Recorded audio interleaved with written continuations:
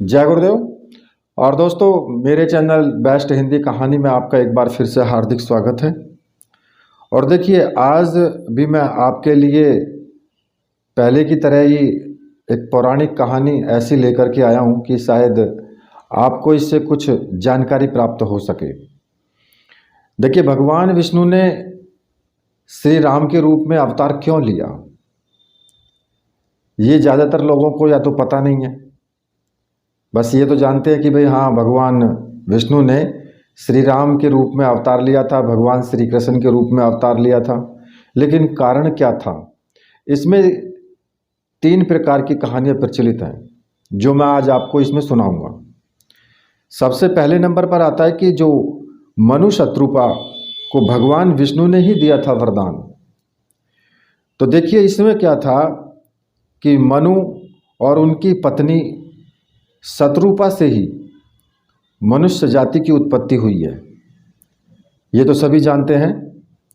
और इन दोनों पति पत्नी के धर्म और आचरण बहुत ही पवित्र थे।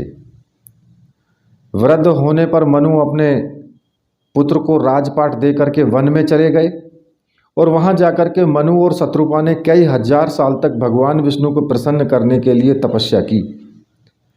प्रसन्न होकर के भगवान विष्णु प्रकट हुए और वर मांगने को उनसे कहा। तो मनु और शत्रुपा ने श्री हरि से कहा कि हमें आपके समान ही पुत्र की अभिलाषा है। उनकी इच्छा सुनकर के श्री हरि ने कहा कि संसार में मेरे समान कोई और नहीं है, इसलिए तुम्हारी अभिलाषा पूर्ण करने के लिए मैं स्वयं तुम्हारे पुत्र के रूप में जन्म लूँगा।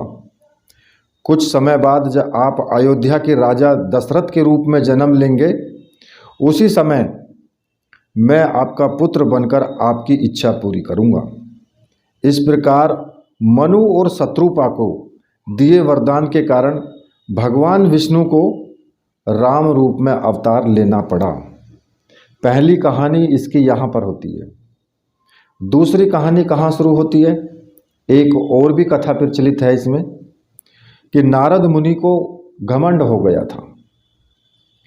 देखिए, तीसरे प्रसंग में आता है, दूसरे प्रसंग में, कि जो देवऋषि नारद थे, तो नारद जी को एक बार इस बात का घमंड हो गया कि कामदेव भी उनकी तपस्या और ब्रह्मचर्य को भंग नहीं कर सके। तो नारद जी ने ये बात शिव जी को बताई, जाकर के बड़े घमंड के साथ बताई। तो देवऋषि के शब्दों में अहंकार भर चुका था। शिव जी ये समझ चुके थे कि नारद अभिमानी हो गए हैं। अब भोलेनाथ ने नारद से कहा कि भगवान श्री हरि के सामने अपना अभिमान इस प्रकार प्रदर्शित मत करना। मेरे सामने तो तुमने कर दिया है, चलो कोई बात नहीं है। लेकिन इसके बाद नारद भगवान विष्णु के पास गए और शिव जी के समझाने के बाद भी उन्होंने श्री हरि को पूरा प्रसंग सुना दिया। अब नारद भगवान विष्णु के सामने भी अपना घमंड प्रदर्शित कर चुके थे। तब भगवान ने सोचा कि नारद का घमंड तोड़ना होगा, यह शुभ लक्षण नहीं है। जब नारद कहीं जा रहे थे एक बार रास्ते में, तो उन्हें एक बहुत ही सुंदर नगर दिखाई दिया जहां किसी राजकुमारी के स्वयंवर का आयोजन चल रहा था।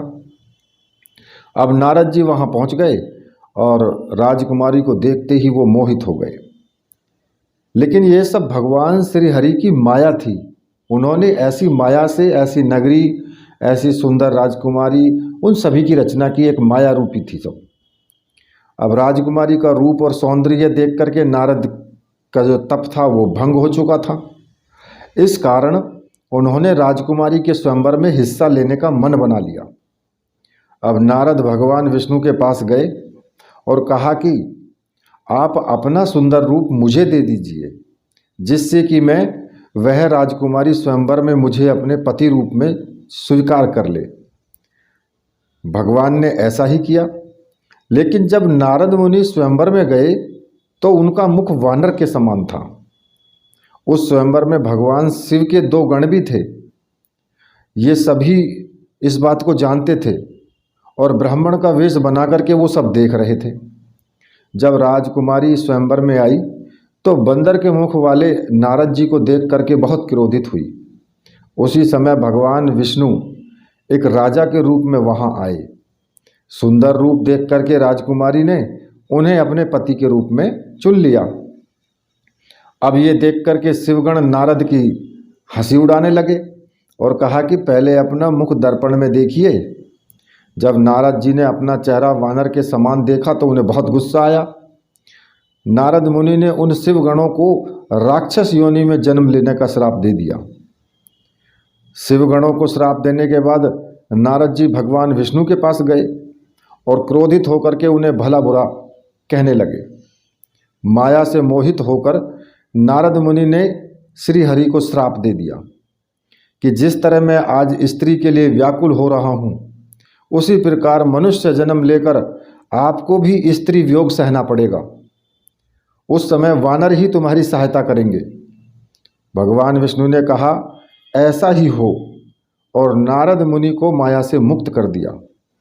तब नारद मुनि को अपने कटु वचन और व्यवहार पर बहुत ज़्यादा ग्लानि हुई और उन्होंने भगवान श्री हरि से क्षमा मांगी। भगवान श्री हरि ने कहा कि ये सब मेरी ही इच्छा से हुआ है, अतः तुम शोक न करो। उसी समय वहाँ भगवान शिव के गण आए जिन्हें नारद मुनि ने श्राप दिया था। उन्होंने नारद मुनि से क्षमा मांगी। तब नारद मुनि ने कहा कि तुम दोनों राक्षस योनि में जन्म लेकर सारे विश्व को जीत लोगे। तब भगवान विष्णु मनुष्य रूप में तुम्हारा वध करेंगे और तुम्हारा कल्याण होगा। नारद मुनि के इन्हीं श्रापों के कारण उन शिवगणों ने रावण और कुंभकर्ण के रूप में जन्म लिया और भगवान श्री राम के रूप में अवतार लेकर भगवान विष्णु को स्त्री का वियोग सहना पड़ा। अब देखिए तीसरी जो इसमें कथा का प्रसंग आता है वो आता है जय विजय वाला। कि एक बार क्या हुआ कि सनकादि मुनि जो थे भगवान विष्णु के दर्शन के लिए बैकुंठ आए थे। वो उस समय बैकुंठ के द्वार पर जय विजय नाम के 2 द्वारपाल पहरा दे रहे थे। जब सनकादि मुनि द्वार से होकर अंदर जाने लगे तो जय विजय ने हंसी उड़ाते हुए उन्हें बैंत अड़ा करके रोक लिया। अब क्रोधित होकर के सनकादि मुनि ने उन्हें 3 जन्मों तक राक्षस योनि में जन्म लेने का श्राप दे दिया। लेकिन क्षमा मांगने पर सनकादि मुनि ने कहा कि तीनों ही जन्म में तुम्हारा अंत स्वयं भगवान श्री हरि करेंगे। इस प्रकार तीनों जन्मों के बाद तुम्हें मोक्ष की प्राप्ति होगी। पहले जन्म में जय विजय ने हिरण्यकशिपु और हिरण्याक्ष के रूप में जन्म लिया था और भगवान विष्णु ने वराह रूप अवतार लेकर के हिरण्याक्ष का और नरसिंह अवतार लेकर के हिरण्यकशिपु का वध किया था। और दूसरे जन्म में जय विजय ने रावण और कुंभकर्ण के रूप में जन्म लिया। इनका वध करने के लिए भगवान विष्णु को राम अवतार लेना पड़ा। और तीसरे जन्म में जय विजय ने शिशुपाल और दंत वक्र के रूप में जन्म लिया था और इस जन्म में भगवान श्री कृष्ण ने इनका वध किया था।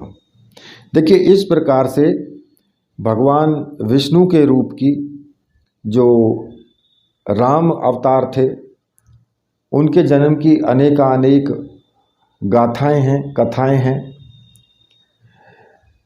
अवतार तो एक था लेकिन इसके कारण अनेक थे, ये निश्चित है। तो भगवान श्री राम के अवतार की ये मैंने आपको कुछ 3 प्रकार की जो कथाएं आपको बताई हैं। आशा करता हूं कि आपको ये सब पसंद आई होंगी। अगर आपको वीडियो अच्छी लगी है, कहानी अच्छी लगी है तो फिर कहानी को लाइक कीजिए और शेयर कीजिए और चैनल को सब्सक्राइब कीजिए। इसी के साथ मैं आपसे विदा लेता हूँ। अगली कहानी लेकर के मैं आपके पास फिर उपस्थित होऊंगा। जय गुरुदेव।